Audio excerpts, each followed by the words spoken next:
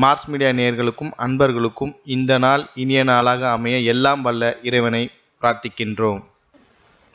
இந்த சேனல் உங்களுக்கு பிடிச்சிருந்தா மறக்காம சப்ஸ்கிரைப் பண்ணுங்க, ஷேர் பண்ணுங்க, லைக் பண்ணுங்க, கமெண்ட் பண்ணுங்க. ஓம் ஸ்ரீ குருப்யோ நமः.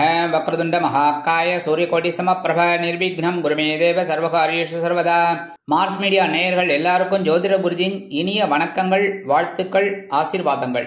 இந்த வீடியோ பதிவுல நம்ம என்ன பார்க்க போறோம் அப்படின்னா 2024 ஆண்டு செப்டம்பர் மாத ராசி பலன். இந்த செப்டம்பர் மாதம் உங்களுக்கு எந்த வகையில நன்மைகளை செய்ய போறது, எந்த வகையில நீங்க கவனமா இருக்கணும், பரிகாரமா என்ன பண்ணினா ரொம்ப விசேஷம் அப்படிங்கறத பத்திலாம் நம்ம இப்ப தெளிவா பார்க்க போறோம். பதிவுக்கு போகலாமா? அதுக்கு முன்னாடி நம்ம சேனலை சப்ஸ்கிரைப் பண்ணின அனைத்து இனிய நெஞ்சங்களுக்கும் நல்வாழ்த்துக்கள். அதே சமயம் சப்ஸ்கிரைப் பண்ணல அப்படின்னா பண்ணிக்கோங்க. அப்பதான் நாங்க போடுற வீடியோ பதிவுகள் உங்களுக்கு உடனுக்குடனே கிடைக்கும். அதன் மூலம் சில பரிகாரங்களை செய்யறதுனால நமக்கு வர பிரச்சனைகளை கொஞ்சம் குறைச்சிக்கலாம். அதே சமயம் ஒவ்வொரு ராசிகளுக்கும் கர்ம பலன்கள் எப்படி, அதை எப்படி சரி செய்வது அப்படிங்கறத பத்தியெல்லாம் ஒரு வீடியோ பதிவு கூடிய விரைவில் உங்களுக்கு வரும். அதை பார்த்து நீங்க தெரிஞ்சுக்கிட்டு அவங்கவங்க கர்ம பலனை குறைச்சிக்கணும், நல்லது நடக்கணும் எல்லாருக்குமே. அதுக்காக தான் நாங்க நிறைய பதிவுகளை போட்டுக்கிட்டு இருக்கோம். இதெல்லாம் நீங்க பார்க்கணும், ஸ்கிப் பண்ணாம ஃபுல்லா பார்த்துட்டு லைக் பண்ணணும், கமெண்ட் பண்ணணும். சரியா? இப்ப இந்த பதிவுக்கு போகலாமா? வாருங்கள் நேயர்களே. எனதருமை தனுசு ராசி அன்பர்களே, இந்த பதிவில் நம்ம என்ன பார்க்க போறோம் அப்படின்னா 2024 ஆண்டு செப்டம்பர் மாத ராசி பலன். இந்த செப்டம்பர் மாதம் உங்களுக்கு ஏற்றம் தரும் மாதமா, இல்லை கவனமாக இருக்கக்கூடிய மாதமா, இல்லை முன்னேற்றம் தரும் மாதமா? கண்டிப்பா அதை பத்தி நம்ம தெளிவா பார்க்க போறோம்.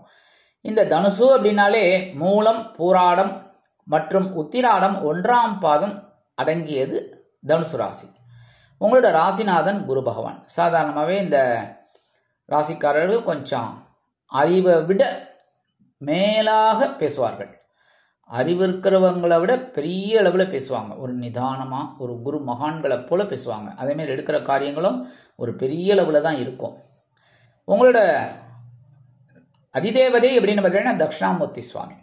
சரி, இப்ப இந்த மாத கிரக நிலைகளை ஆராய்ந்து பார்க்கும் பொழுது உங்களது ராசிநாதனும் சுகாதிபதியுமான குரு பகவான் உங்களது பகைருண ரோகஸ்தானமாகிய 6ஆம் இடத்துல இருக்கார். உத்தியோகத்துல கடுமையா உழைச்சுட்டு இருக்கல, பரபரப்பா உயர்வு கிடைக்கலையா, அதான் கொஞ்சம், ஏன்னா எவ்வளவு களவு உழைச்சாலும் ஒட்டுறது தானே ஒட்டும் அப்படிங்கிற ஒரு பாயிண்ட்ல நீங்க இருப்பீங்க. என்னப்பா போயிட்டு இருக்கு. அதே மாதிரி மறைமுக எதிர்ப்புகள் அப்பப்பா, அதை சமாளிக்கிறதே பெரிய விஷயம்பா, அப்படி இருக்கீங்க. அதே மாதிரி உடல் ஆரோக்கியம் ஒரு நாள் போல ஒரு நாளைக்கு இல்லை. இன்னைக்கு நல்லா ஜம்முன்னு இருக்கிற மாதிரி இருக்கு, திடீர்னு காலையில எழுந்து பார்த்தா ஒன்றும் இல்லை, அடுத்த நாள் அப்படி இருக்கு. ஆனாலும் அதையும் மீறி நீங்க ஒர்க் பண்ணிட்டு இருக்கீங்க. கரெக்டா? ஆக உங்களுக்கு 6ஆம் இடத்துல இருந்தா கூட சில அனுபவங்களை கொடுத்து கொண்டிருக்கிறார் குரு பகவான். ஏன்னா உங்களோட ராசிநாதன், அதனாலே சுகாதிபதி சுகத்தை கொடுத்துட்டு இருக்காரு. நிறைய பேருக்கு தனுசு ராசி அன்பர்களுக்கு பாத்தீங்கன்னா காணி நிலமாவது இருக்கும்பாங்க. எப்படின்னா ஒரு கொஞ்சம் சொத்து சேர்க்கை, ஏதாவது கண்டிப்பா ஒரு சின்ன ரூமாவது இருக்கும் அவங்களுக்கு, ஒரு சின்ன இடம். ஏன்னா அப்படி இருக்கணும், அந்த அமைப்பு அவங்களுக்கு வரணும். என்ன அப்படி வரல அப்படின்னா ஜாதக ரீதியா உங்களோட ஜனனகால ஜாதகத்துல என்ன அப்படிங்கிறத பத்தி பார்க்கணும். மற்றபடி அவங்களுக்கு வரத்துக்கு நிறைய வாய்ப்புகள் இருக்கு. அந்த வகையில் இந்த குரு பகவானோட பார்வைன்னு பார்த்தீங்கன்னா உங்க ஜீவனஸ்தானத்துல விழுது, பரபரப்பா இருக்கீங்க. அடுத்தபடியா 7ஆம் பார்வை உங்களோட விரயஸ்தானத்துல விழுது. செலவுகள் செலவுகள் செலவுகள் ஒன்று மாத்தி ஒன்று வந்துட்டு இருக்கு. ஆனா அடுத்த பார்வை 9ஆம் பார்வை உங்களோட தனவாக்கு குடும்பஸ்தானத்துல விழுது. சூப்பர். ஏன்னா வரவு வந்துட்டு இருக்கு. செலவு 10 ரூபா வருது அப்படின்னாலே, 10 ரூபா செலவு வருது அப்படின்னாலே உடனே வருமானமும் 10 ரூபா வந்துடுறது. சரி, ரெண்டும் ஓகே. வரவு எட்டனா செலவு பத்தனான்னு தான் ஆகக்கூடாது. வரவு எட்டனா செலவு எட்டனான்னா பரவாயில்ல, போய் தொலைகிறது, ஏதோ செலவாருது, ரைட், நல்ல விதமா சுப செலவா இருந்தா போறோம், மருத்துவ செலவு இல்லாம போறோம். அந்த மருத்துவ செலவுல வரக்கூடாதுன்னா உடல் ஆரோக்கியத்துல பாத்துக்கோங்க, அவ்வளவுதான். அடுத்தபடியா 5, 12 கூட அதிபதி செவ்வாய் பகவான் கலத்திரஸ்தானத்தில் இருக்கிற வாழ்க்கை துணையோட உடல் ஆரோக்கியத்துல கவனமா இருக்கணும். அதே மாதிரி நண்பர்கள் விஷயத்துல கவனமா இருக்கணும். அனாவசியமான பேச்செல்லாம் வச்சக்கூடாது. நீங்க எதையாவது பேசுவீங்க, அவங்க எதாவது புரிஞ்சுப்பாங்க. அதே மாதிரி தொழில் வியாபாரத்துல இருக்கிறவெல்லாம் ரொம்ப அனுசரணையா இருக்கணும். யார்கிட்ட? உங்களோட கூட்டாளிகள்கிட்ட. கரெக்டா? ஏன்னா அவங்க கிட்ட எல்லாம் அனாவசியமான ஒரு பேச்சுக்கள்லாம் கூடாது. அவங்கள பத்தி மற்றவங்க கிட்ட அவதூறா பேசுறது சாதாரணமாக தனுசு ராசி அன்பர்கள் பேச மாட்டீங்க, சரியா? ஆனா நீங்க யதார்த்தமா ஏதோ ஒன்று பேசுவீங்க, அதை அவங்க பதார்த்தமா புரிஞ்சுட்டு உங்ககிட்ட சண்டைக்கு வந்துட்டாங்கன்னு வச்சுக்கோங்க. அதனால ஜாக்கிரதையா இருக்கிறது நல்லது. அதே மாதிரி ஆன்மீக விஷயங்கள்ல நாட்டம் கொண்டீர்கள் அப்படின்னா ரொம்ப நல்லது. குழந்தைகள் விஷயத்துல கொஞ்சம் கவனமா இருக்கும். திடீர்னு எதிர்பாராத செலவுகளும் வரலாம். சீருடை பணியாளர்களாகிய காவல், ராணுவம், தீயணைப்புத்துறை, மருத்துவத்துறையில் வேலை பார்க்கும் அன்பர்களுக்கு எதிர்பார்க்கும் இடமாற்றம், பதவி மாற்றம், பதவி உயர்வு, சம்பள உயர்வு சற்று காலதாமதத்திற்கு பிறகு கிடைக்கும். அடுத்தபடியா 6-11 கோடி அதிபதி சுக்கிர பகவான் ஜீவனஸ்தானத்துல நீச்சம். பரவாயில்ல, உத்தியோகத்தில் கொஞ்சம் வேலை பளு குறையும். தொழில் வியாபாரம் பரவாயில்ல, ஆசிட்டிஸ் ஓடின்னு இருக்கும். ஒன்றும் பெரிய அளவில் பாதகங்கள் இல்லைனாலும் கொஞ்சம் கவனமாக இருக்கணும் எல்லா விஷயத்துலையும். ஏன்னா சுக்கிரன் நீச்சமாக இருக்காருங்கும் போது பலம் இல்லைன்னு அர்த்தம். அதனால கொஞ்சம் கவனமாக இருக்கணும். ஆனால் 19/9/2024 முதல் இந்த சுக்கிர பகவான் எங்கே வரப்போறாருன்னு பார்த்தீங்கன்னா உங்களோட லாபஸ்தானத்தில் ஆட்சி அமைக்கிறார் ஐயா. நீச்சம் முடிஞ்சோடனே ஆட்சி. என்ன அற்புதம் பாருங்க, பகவான் எப்படி அழகாக வச்சிருக்காரு பாருங்க. நீச்சமா இருந்து யாருக்குமே உபயோகம் இல்லாம ஒரு கிரகம் அங்க உட்கார்ந்து நீச்சமடைந்து அடுத்தபடியா வரும்போது ஆட்சி அமைக்கிறாருன்னா என்ன அர்த்தம்? பலம் அதிகமா இருக்காரு. அப்ப சுக்கிரன் பலம் அப்படின்னாலே சூப்பருங்க, சந்தோஷங்க. சந்தோஷம் அதிகமாவே கிடைக்கும். அதுவும் உங்களுக்கு லாபஸ்தானம், அற்புதம். 11ஆம் இடம் போது உத்தியோகத்துல நீங்க எதிர்பார்க்கிற அந்த உயர்வுகள் ஐயோ வரலையேன்னு நினைச்சிருந்தா உயர்வுகள் கண்டிப்பா வரும். அதுமாரி தொழில் வியாபாரம் லாபம் வரலையே, என்னமோ உழைச்சின்னு இருக்கோம், ஓடின்னு இருக்கோம், வர்றது வந்துட்டு இருக்கு அப்படின்னு சலிப்போடு இருந்தீங்க, இப்போ லாபம் அருமையாக வரும். அதுமாரி சில பேருக்கு புதுசாக தொழில் தொடங்கக்கூடிய ஒரு வாய்ப்புகளும் உருவாகும். சில பேருக்கு பார்த்தீங்கன்னா விலை உயர்ந்த பொருட்களை வாங்கக்கூடிய ஒரு வாய்ப்புகளும் இப்போ கிடைக்கும். அப்போ என்ன அர்த்தம்? வருமானம் வரும். அந்த வருமானம் வரதை வச்சு நீங்கள் அற்புதமான ஒரு முன்னேற்றத்தை காண்பீர்கள். 7ஆம் பார்வை உங்களோட பஞ்சமஸ்தானத்தில் விழுது, இந்த சுக்கிரனோட பார்வை. அதனாலே உங்களுக்கு ஓரளவுக்கு ஆன்மீக விஷயங்கள் கை கொடுக்கும். அதுமாதிரி பூர்வீக சொத்துக்கள் உங்க கைக்கு வரத்துக்கு வாய்ப்புகள் இருக்கு. குழந்தைகள் ஆதரவாக இருப்பார்கள். சாதாரணமாகவே இந்த தனுசு ராசி அன்பர்களுக்கு குழந்தைகள் எப்பவுமே விட்டு கொடுக்க மாட்டாங்க. பெண்ணாகட்டும் ஆணாகட்டும், இந்த மகனோ அல்லது மகளோ யாரா இருந்தாலுமே விட்டு கொடுக்க மாட்டாங்க. தந்தையார விட்டு கொடுக்கவே மாட்டாங்க, தந்தையார் தாயார. அதனாலே பார்த்தீங்கன்னா குழந்தைகள் மூலமா உங்களுக்கு சந்தோஷம் இருக்கு. அடுத்தபடி 7-10 கோடி அதிபதி புத பகவான் பாக்கியஸ்தானத்தில் இருக்கார். 9ஆம் இடம் பரவாயில்லை, அதாவது உடன் பிறப்புகள் அனுகூலமா இருக்காங்க, தந்தையார் ஆதரவா இருக்கார், தந்தை வழி உறவினர்கள் ஆதரவா இருக்காங்க, வாழ்க்கை துணை, தொழில் வியாபாரம் எல்லாம் பரவாயில்ல, ஆசிட்டிஸ் ஓடின்னு இருக்கு. 19/9/2024 முதல் ஜீவனஸ்தானத்துல வர ஜீவனாதிபதி ஜீவனஸ்தானத்துல என்ன ஆக போறாரு தெரியுமா? ஆட்சி, உச்சம், மூலத்திரிகோணம் 3 ஸ்டெப் எடுக்கிறாரு. அதாவது 3 அவதார்ஸ். சூப்பர். ஏன்னா எல்லா கிரகங்களும் பார்த்தீங்கன்னா ஒன்று ஆட்சி தனியாக இருக்கும், ஒரு உச்சம் தனியாக இருக்கும், இல்லைன்னா ஆட்சி உச்சமாக இருக்கும். ஆட்சி உச்சமாக எந்த கிரகமும் இல்லை. ஆட்சி மூலத்திரிகோணம் இருக்கும், சனீஸ்வர பகவான் கும்பராசியில். ஆனால் எல்லா கிரகமும் பார்த்தீங்கன்னா மற்ற கிரகங்கள் ஆட்சி ஒரு இடம், உச்சம் ஒரு இடம், ஆட்சி ஒரு இடம், உச்சம் ஒரு இடம். ஆக இப்படி தான் இருக்கு. ஆனால் அந்த புத பகவான் மட்டும் ஏன்னா அறிவுக்காரகன், அறிவு எங்கெல்லாம் இருக்கோ அங்கே கண்டிப்பாக நல்லது தாங்க நடக்கும். சரியா? அறிவோட நம்ம வேலை செஞ்சோம் அப்படின்னா அதுக்கு தான் சொல்லுவாங்க, கத்தியை தீட்டாதி தம்பி புத்தியை தீட்டு. அதனால கத்தியை தீட்டி பிரயோஜனம் இல்லை, வேலைக்கு தான் அது. ஆனால் புத்தியை தீட்டிட்டோம் அப்படின்னா எந்த வேலை வேணாலும் செய்யலாம். ஸோ இந்த இடத்துல ஜீவனஸ்தானத்தில் ஜீவனாதிபதி ஆட்சி, உச்சம், மூலத்திரிகோணம். மூலத்திரிகோணம்னு என்ன?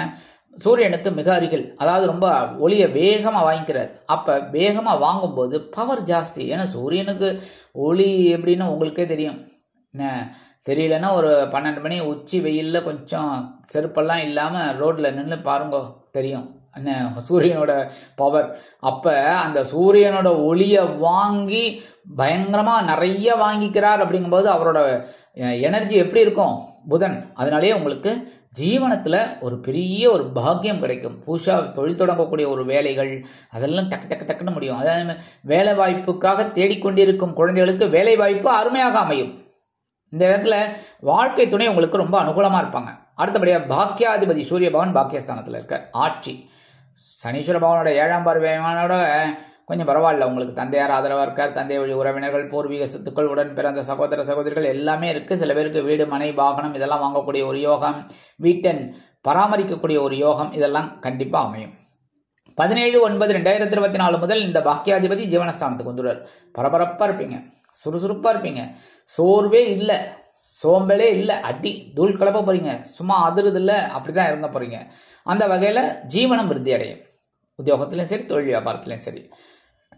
2, 3 கூடிய அதிபதி சனீஸ்வர பகவான் சகாயாதிபதி சகாயஸ்தானத்துல வக்ரகதியில இருக்க. அப்ப முயற்சிகளை கொஞ்சம் முடுக்கி விடணும். ஏன்னா முயற்சி ஸ்தானம் அப்படிங்கிறதுல முயற்சிகளை நம்ம எடுக்கணும், அப்படியே விட்டுறக்கூடாது. சாதாரண எடுத்துருவீங்க, அப்படியே எடுங்க, நல்லது. அப்போ வருமானம் தாராளமாக கிடைக்கும். ஏன்னா அந்த வேலை முடியும்ல, வேலை முடியுதுன்னா தாராளமாக கிடைக்கும். அதேமாரி உடல் ஆரோக்கியம் பரவாயில்லைங்க, முன்னை விட பெட்டர். அடுத்தபடியாக ராகு பகவான் சுகஸ்தானத்தில் இருக்கார், கேது பகவான் ஜீவனஸ்தானத்தில் இருக்கார். ராகு சுகஸ்தானத்தில் இருந்துட்டு பிரம்மாண்டமாக யோசிக்க வைப்பார். சாதாரணமாக அப்படியே கற்பனையில் இருப்பீங்க, என்ன வீடு வாங்கிட்டீங்க அப்படி இப்படி எல்லாத்துலேயும். ஆனால் எல்லா விஷயத்துலையும் கொஞ்சம் கவனமாக இருக்கணும், சரியா? ஏன்னா ராகு பகவான் கொடுத்து கெடுப்பார், என்ன கொடுக்குற மாதிரி கொடுப்பார். நீங்கள் உடனே ஆகான்னு கொஞ்சம் அப்படி ஆடிட்டீங்கன்னு வச்சுக்கோங்க, போட்டுன்னு ஒன்று போட்டு கெடுத்துருவார். ஆனால் கேது அப்படி கிடையாது, கெடுத்து கொடுப்பார். என்னத்தை கெடுப்பார்? உத்தியோகத்தை கெடுப்பார். எப்படி கெடுப்பார்? ஒரு வேலையை ஒன்று வரும் உங்களுக்கு, அந்த வேலையை நீங்கள் அற்புதமாக செஞ்சீங்க அப்படின்னா உயர்வு ஆட்டோமேட்டிக்காக கிடைக்கும். ஞானம் அந்த இடத்துல புரியுறத என்ன? அந்த உத்தியோகத்தில் கிடைக்கிற வாய்ப்பை நீங்கள் சரியாக பிடிச்சிக்கல அப்படின்னா ஒன்றும் பண்ண முடியாது. அதுமாதிரி தொழில் வியாபாரம், தொழில் வியாபாரத்தில் ஒரு வேலை பலுவை கொடுப்பார். ஏன்னா வாடிக்கையாளர்கள் வந்துட்டே இருப்பாங்க, ஒரு பலுவை கொடுப்பார். அப்போ அந்த கரெக்டாக பண்ணிட்டீங்க அப்படின்னா அதற்குண்டான உயர்வுகள் கண்டிப்பாக கிடைக்கும். அதனால தான் கேது கெடுத்து கொடுப்பார், உங்களோட புத்தியை கெடுப்பார், இப்படி பண்ணணும் அப்படின்னு. அப்போ பண்ணினீங்கன்னா உங்களுக்கு கண்டிப்பாக லாபமோ ஒரு உயர்வோ கண்டிப்பாக கிடைக்கும். ஆன்மீக விஷயத்தில் கொண்டு வந்துக்கோங்க, சரியா? அப்படி இருந்தாலே ரொம்ப விசேஷம். அதுமாதிரி வெளியூர் இல்லைன்னா வெளிநாடு போய் படிக்கணும்னு நினைக்கிற குழந்தைகளுக்கெல்லாம் நல்ல ஒரு முன்னேற்றம் கிடைக்கும். தாராளமாக போய் படிக்கலாம், உத்தியோகம் பார்க்கலாம், சரியா? பரிகாரமாக என்ன பண்ணணும் அப்படின்னா கண்டிப்பாக புற்றுக்கோயில் போயிட்டு வாங்க. ஒவ்வொரு தடவையும் நான் தான் சொல்லுவேன். ஏன்னா 4, 10ங்கிறது ஒரு உயர்வான ஒரு இடம். அந்த உயர்வு உங்களுக்கு வரணும்னா உழைக்கணும்னா வாய்ப்பு கிடைக்கணும். அந்த வாய்ப்பை தவற விடக்கூடாது. மனசில் சில சஞ்சலங்கள்லாம் இருக்குது, அதெல்லாம் குறையணும்னா கண்டிப்பாக புற்றுக்கோயில் போயிட்டு அம்பாள் தரிசனம் பண்ணுங்கோ. அடுத்தது அங்கே இருக்கிற நாக வழிபாடு பண்ணுறது ரொம்ப ரொம்ப விசேஷம், சரியா? அது பண்ணினீங்கனாலே நல்லது. செவ்வாய்க்கிழமை, வெள்ளிக்கிழமை, ஞாயிற்றுக்கிழமை, முடியலையா ஒரு நாள் கண்டிப்பாக, ஏதாவது ஒரு நாள் வாரத்தில் ஒரு நாள் கண்டிப்பாக போயிட்டு வாங்கோ. நவ கிரகங்களில் உள்ள குரு பகவானிற்கு வியாழக்கிழமைகளில் குரு பகவான் காயத்ரி சொல்லி நெய் தீபம் ஏற்றி வழிபாடு பண்ணுங்கோ. உங்களுக்கு காயத்ரி தெரியும், குரு பகவானோட காயத்ரி உங்களுக்கு தெரியும். ஓம் ரிஷபத்வஜாய வித்மகி குருணிஹஸ்தாய தீமகி தன்னோ ப்ரஹஸ்பதி பிரச்சோதயாத் 11 தடவை சொல்லிட்டு நெய் தீபம் போட்டு வாங்கோ. ரொம்ப அற்புதமான பலன்கள் உங்களுக்கு கிடைக்கும். அடுத்தபடியாக நவ கிரகங்களில் உள்ள சனீஸ்வர பகவானிற்கு சனிக்கிழமைகளில் எல் தீபம் ஏற்றி சனி பகவான் காயத்ரி சொல்லிட்டு வாங்கோ. சனி பகவான் காயத்ரியும் உங்களுக்கு தெரியும், இருந்தாலும் நான் சொல்கிறேன். ஓம் காகத்வஜாய வித்மகே கட்கஹஸ்தாய தீமகி தன்னோ மந்த பிரச்சோதயாத் கண்டிப்பாக சொல்லுங்க.